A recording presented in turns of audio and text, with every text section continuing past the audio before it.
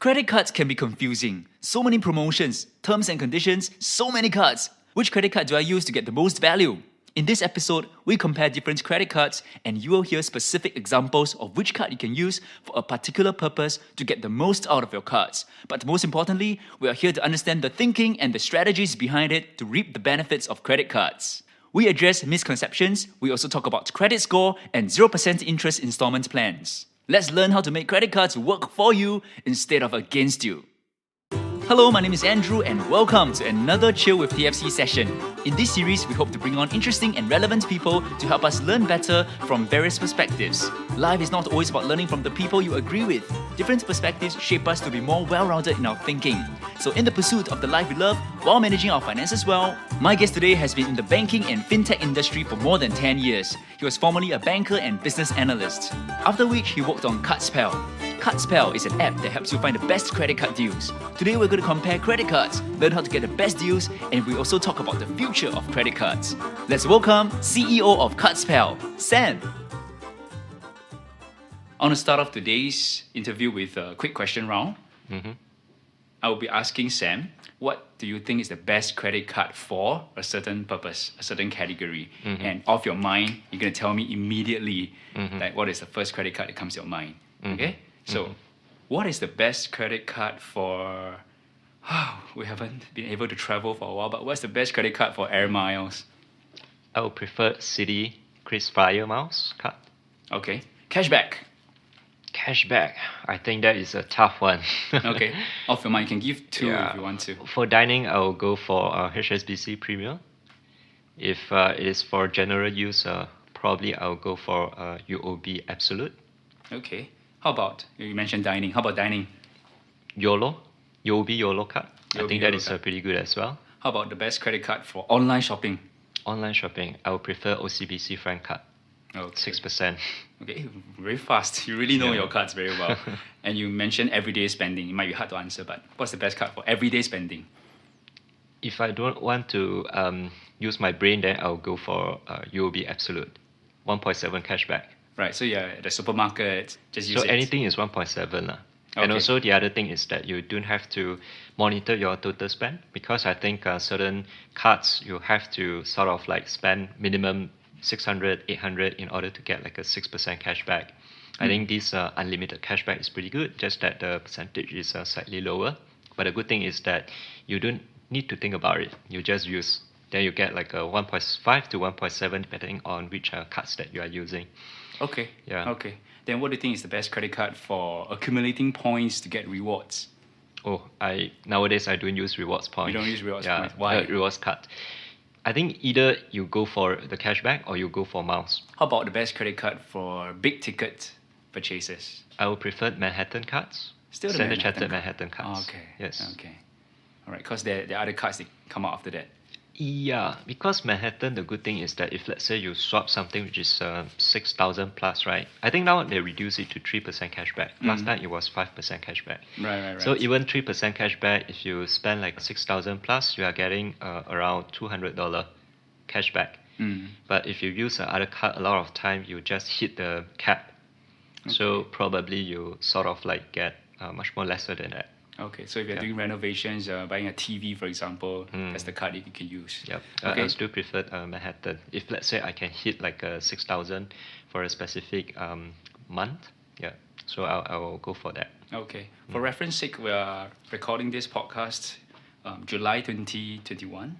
So, I mean, all the credit card promotions and the deals and the rewards and the terms and conditions keep changing. So this is your answer at this point in time. So do you have a strategy on how you manage your credit cards?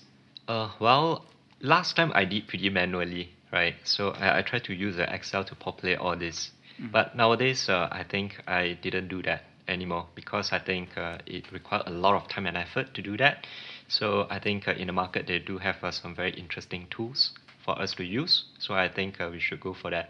Or roughly, you would want to see what would be the credit cards that you have, and also probably in specific merchants, you want to use the best card so that you can max out the benefit. This is the part where you put in a disclaimer.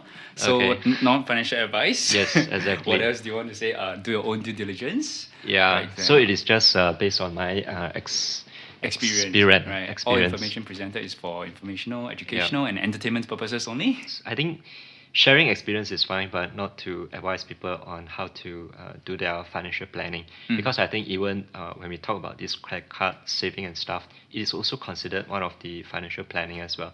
Okay, and so far what we've been talking about are for those who really believe in credit cards and in using credit cards to maximize value for themselves. But sometimes credit cards have a really bad reputation.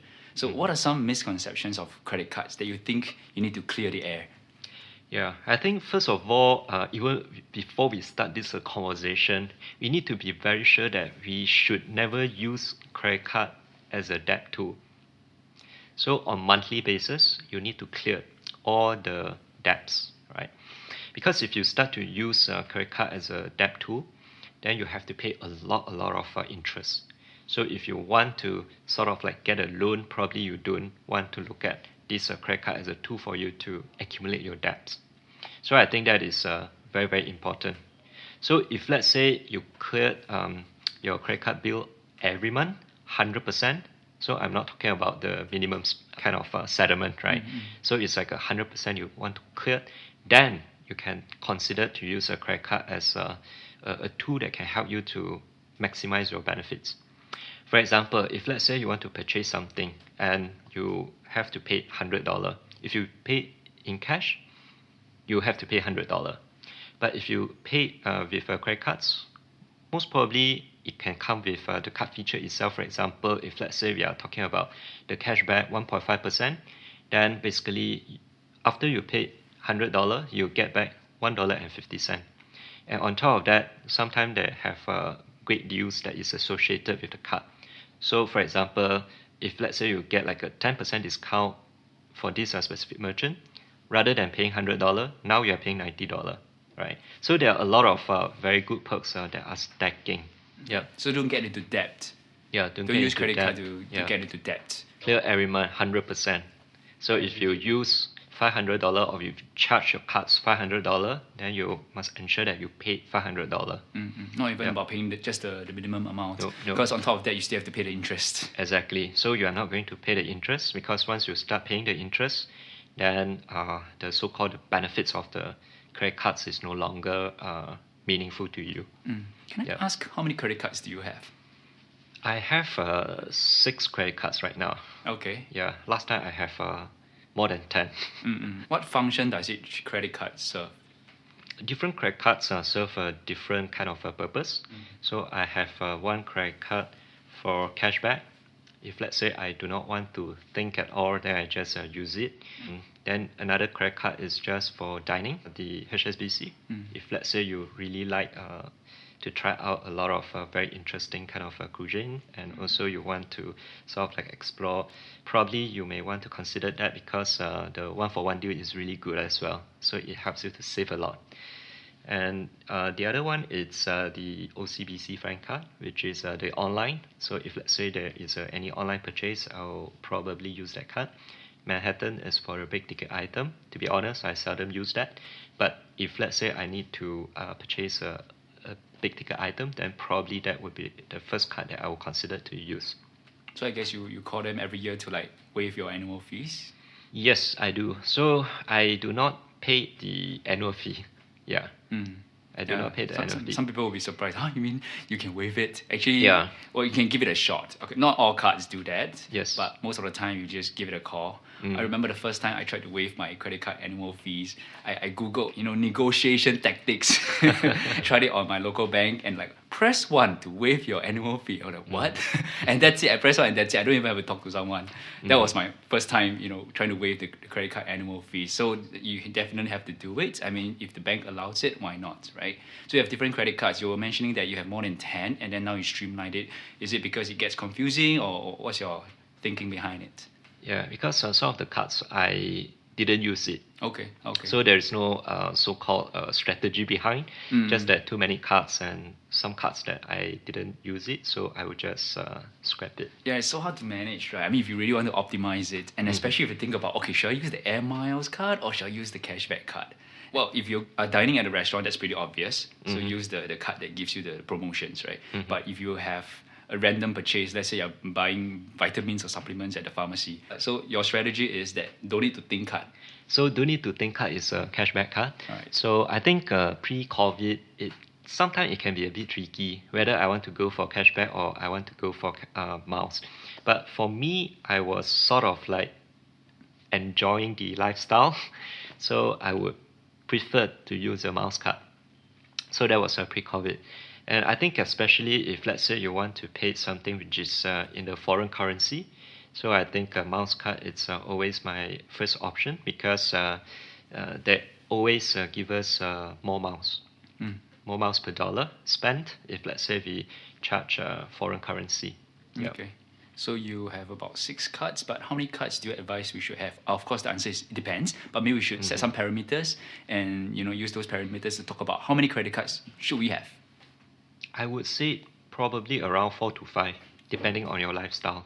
But 4 to 5 should be something which is pretty good for you because I think different cards have a different purpose. So you would be able to fully leverage and also fully optimize all the benefits.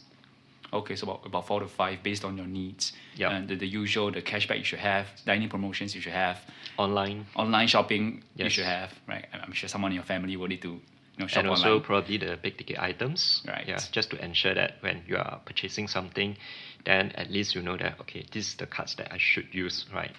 It's just probably you won't use it very frequently, but once in a while, if you happen to purchase a big ticket item, for example, laptop, right? So you can use that card. And also that can come into handy as well.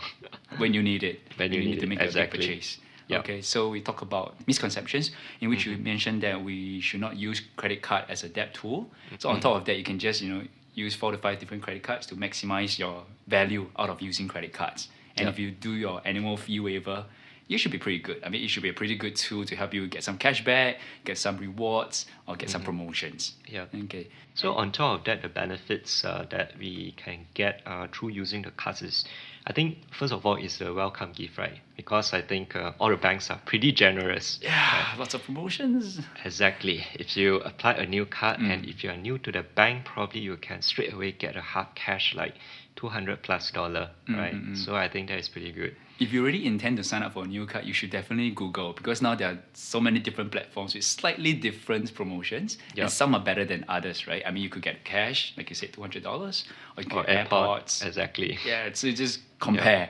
Now we have so many choices as consumers. Yes. So welcome gift is one of it, then followed by the card deals. I think we talk about it like, for example, 10% 1-for-1 deals. All those are pretty exciting and pretty interesting deals. And on top of that, the card feature itself, right? Because some of the cards, it came with like a 6% cashback for dining, right? So meaning on top of getting the deals, potentially you can also get this cashback as well. So I think it is good. It's like a stacking your benefits. And I think the fourth one, which I haven't mentioned, it's the cash flow. So if let's say you pay with cash, then you straight away need to pay $100. For example, if you spend $100 in a specific merchant, but if you pay with cards, then probably you only have to settle the bill in the next cycle, which happens only next month.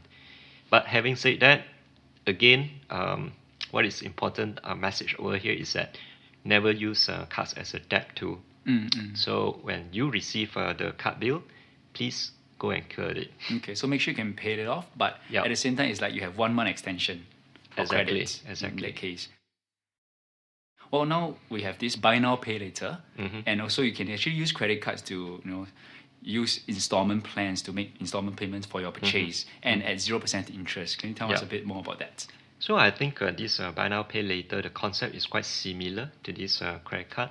And when we say credit card, probably we may not want to fixate it, seeing it as a physical plastic card, right?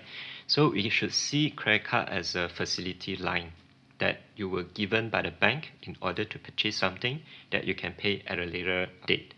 And on top of that, of course, you just mentioned there are a lot of these incentive, for example, 0% installment. So probably you can spread out specifically the big ticket item. For example, if let's say you are charged like $1,002 for something that you purchase in this specific merchant, and you don't have to pay 1,002 in the following months, right? When you receive the bill, so you can split it over 1 year or 2 years, depending on the bank facility, and probably you paid like $50 per month for the next 24 months, or you pay like $100 per month for the next 1 year.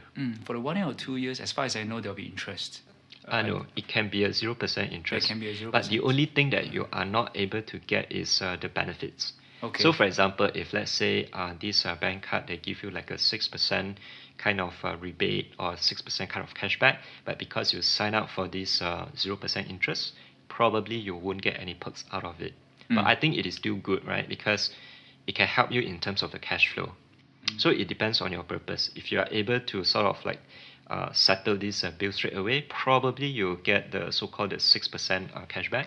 But if let's say you do not want to get this cashback and you want to have a more healthy cash flow, you can participate in this 0% installment scheme in which you pay on monthly basis and it is 0%. I think that is also a very good kind of mechanism.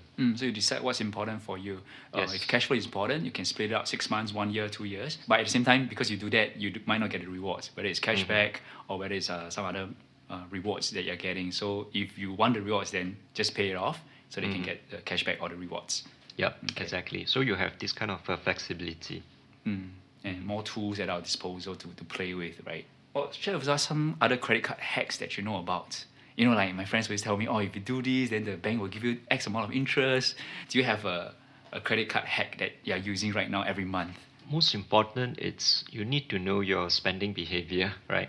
So I think just now I touched base on this 6% cashback for dining. For example, I think Citibank cashback card, I think it is giving away 6% for dining. But you need to ensure that at that specific month itself, you are spending $800, which is the minimum spend to be eligible for this 6% cashback. So if let's say you spend lesser than that, then probably you just get like 0.5% cashback. Yeah. So I think if you want to ensure that you get the max from the card, then you need to do some homework. Okay. Yeah. Knowing how much per month you will be spending. If not, you just won't meet the minimum requirements and it's just a waste of the credit card. Yep, exactly. So you basically need to monitor it. The other example is Standard Chartered Bonus Saver. So I think the good thing about this Bonus Saver is that if you spend in Bonus Saver, then probably you get interest from your bonus account. So if you, but still the same thing, you have to monitor it. If let's say you spend lesser than the quantum or lesser than the minimum spend, probably you get nothing from there. So I think if you want to use this kind of facility or services, then you need to ensure that you know what you are doing. Okay, so you mentioned don't use credit card as a debt tool. So how should we understand credit limit? Should I increase it? I think it depends on individual. So I think for my case, I never asked for the limit to be increased because, to be honest, as I never use it as a debt tool, I never hit the limits. Yeah. So I think probably the limit that is given by the bank should be sufficient. If let's say you want to, your purpose is just to max out your benefit.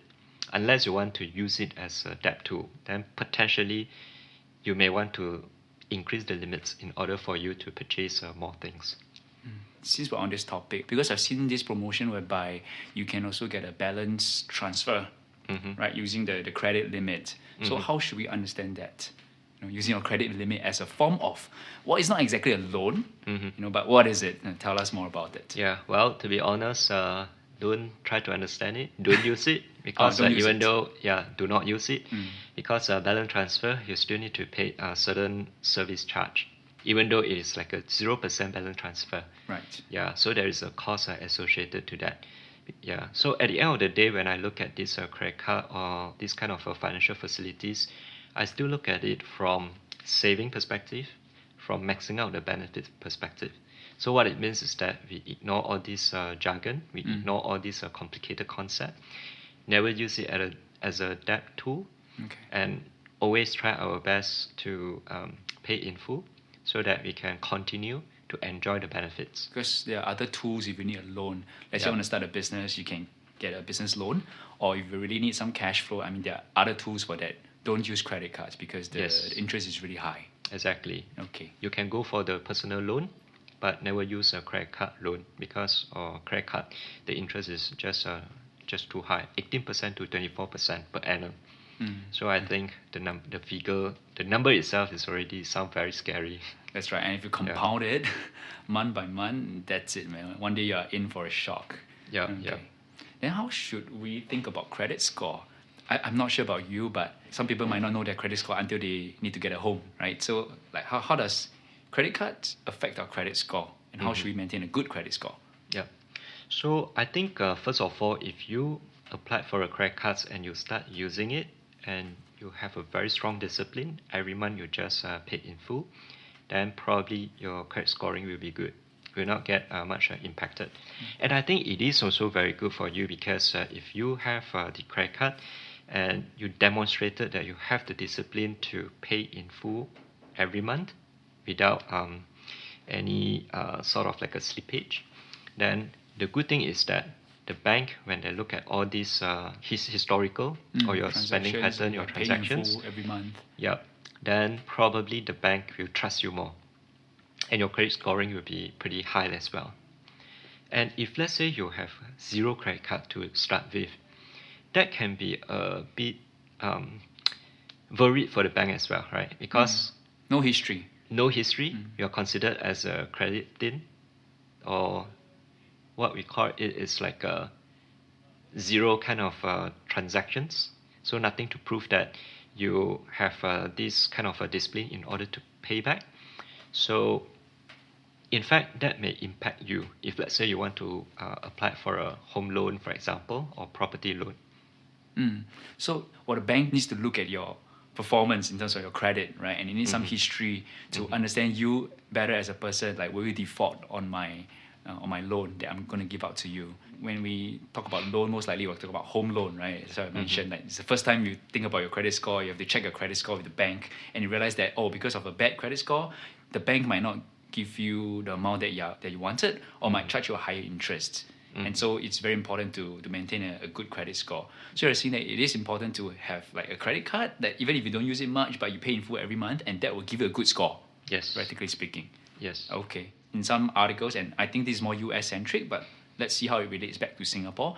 I'm seeing people saying that if you get a credit card and then you cancel the card within a few months, and if you don't use it, and that affects your credit score. Yeah, I think probably you don't do this, right? Because what's the purpose of you doing that at the first place? And of course, we know that it is because of the welcome gift. Yep, but exactly. Having said that, if let's say you do not want to use the card, probably you wait for a year. Then only you go and terminate it. Okay, but just what if I forget? I just want to terminate it now. I got a welcome gift already. Some people might think that. Yeah, then potentially it can impact your credit scoring. So it can impact your credit score as well. It can impact your credit scoring. If you cancel it too quickly. Let's say 3 3 months, you can cancel it. Yes. Okay, but what's this like? It's like a black box. I don't know how is this credit score calculated. Actually, it is like a black box. So basically, we don't exactly know how all these are calculated. But having said that, I think by diligently and also by using this facility or try to hack it a bit here and there, I think that will be able to help. So even if I pay the minimum sum every month, does it affect my credit score? Because I'm not paying in full. It still affects. It will impact your credit scoring quite badly. But of course, if you paid zero, if you paid nothing, I think that would even more severe. Right. Yeah. That's right. So that's why, as what I mentioned earlier, pay in full, then you are safe. Yeah. What do you think are some upcoming trends in credit cards? For example, there's a crypto credit card nowadays. And what other new trends do you see upcoming? Well, I think in terms of the trend itself, I think credit card is still pretty famous. So a lot of banks, they still issued new credit cards with a lot of perks, a lot of new features. And I think probably one of the interesting trend is that it will be numberless. I think from the security perspective, from the privacy perspective, we are more secure to use a credit card moving forward. So crypto card is also one of the very interesting areas. Before that, numberless, how does it work? So how do I make an online purchase, for example? How do I input my details? You'll be issued a virtual card. So Yeah, I think that it's a pretty kind of a sophisticated topic, but the short answer to that is they'll use a tokenization to recognize that this card belongs to you. So rather than requiring the users to key in the numbers. So is it like through my phone or through an app, or like what's the method of verification of my identity then? Yeah, it can be through the phone or either through the through the app itself. Yeah. Okay. So it is like a tokenization concept in which you need to go to the bank, and from there you can push the tokenization to the site, to the online websites that you want to do the purchase, and from there you will do the purchase. Okay. Or you can also add the card into your e-wallet or into your Apple Pay, for example, and you use the Apple Pay to perform the transactions. Right. And some other cash platforms that hold your cash, and you can make payments with. Okay, so you're talking about crypto as well. The idea of crypto credit cards is that you can spend using that credit card and then you earn crypto. Right? That's one way. Yeah, the so-called cashback in crypto. Yeah. What else? Yeah, I think probably that is all about it. Yeah, so I think it already make the whole credit card industry quite exciting. Okay. With all this crypto tokenization, numberless card and stuff. Yeah, I think numberless itself is very interesting. So it's all about increasing security, increasing convenience, right? And the way we use money in the future, we don't even know how money looks like in the future. It could be something entirely different. Okay. So can you tell us a bit more about all these platinum cards? And I don't think you can waive off the annual fees in some way. Anyway, these people don't need to waive off. Like, tell us about all these like premium credit cards. Are they really worth it, or is it more for bragging rights? And what is the world that they live in? Tell us a bit more about that. I think if you refer to all those like metal cards, that belongs to those wealthy people. So I think different people has a different purpose. If let's say you are really go for all those like a first class kind of experience, you want to stay in the best hotel, 5-star, 6-star hotels, then probably that kind of cards will give you a lot of perks, right? Because when you go to the airport, then you can sort of like go to the lounge, the first class lounge, and after that you can get like a free stay in a 6-star hotel, 5-star hotels, right? So I think it served the purpose, but that is not really for the mass market kind of a consumer. So that's more for the wealthy or the more affluent kind of segments users. Okay. Is there anything else you would like to add on in terms of credit cards? Anything you want to reinforce? Yeah, sure. I just want to reinforce one thing. Credit card is a very good tool for us to maximize our benefits or maximize the perks. But one thing that you must always remember is always pay in full. Never use a credit card as a debt tool. Then probably you'll be able to get a lot of perks and a lot of benefits from the credit cards that you are using. Okay. Thank you, Sam. Thank you so much. Thank you.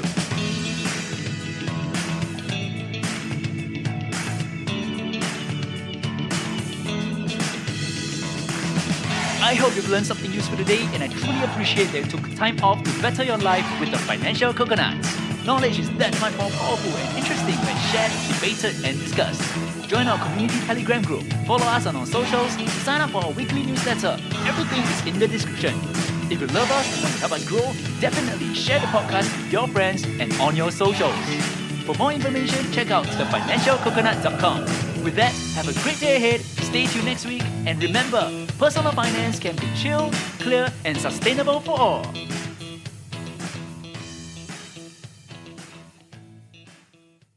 I have 3 more questions for you. Okay. It's more of a personal nature.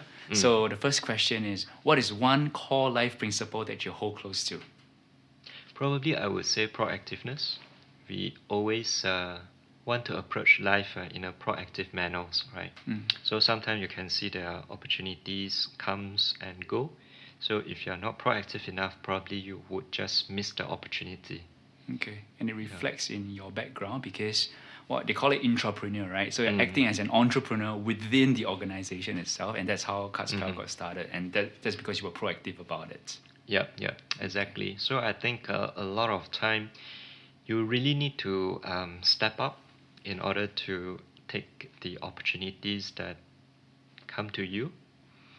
And of course, I think the other way to look at it is that if, let's say, you are not aggressive, you are not proactive enough, probably the opportunity just leave you, right? So Okay. I think that is pretty important. Okay, second question. What is one piece of financial advice that you think should be shared more often? So I think we need to be street smart Street smart. in Okay. the sense that take advantage of those credit cards that you can apply and you can get it pretty easily. And also, I think all those, even though it can be like a small saving, but when you accumulate it for long enough, it can be something which is not small. Right. It And compounds. just imagine, you compound it, right? And probably you can also use the money that you save to invest, right? So that can also helps you in the long run. Right. Make compounding work for you instead of against you. Mm. If you get into debt, it works against you. But Yep. if you invest and you invest wisely, then you're gonna get some good results out of that. Yep, Okay. exactly. My last question for you: what is one area of your life that you are giving additional focus to right now? Well, I think it is still my CardsPal ventures. So we are still at the very beginning of the journey. So a lot of works has been done, and a lot of works needs to be done as well. So we are just at the very starting point. So, because it's a young startup phase. Yep, slightly more than 1 year, year old. Yeah. But I still get a sense that you do know how to take time off because you've been using your dining credit cards promotions. Like I'm guessing that you venture out to different restaurants to try out with your family, or who do you go with? Yeah, mainly with family. Yeah. Right. Yeah, so still need to enjoy life while working on a startup which takes up so much of your time and attention, right? Yeah, exactly. Okay. All right. Thank you. Thank you for your time. Yeah, thank you. Thank Andrew. you.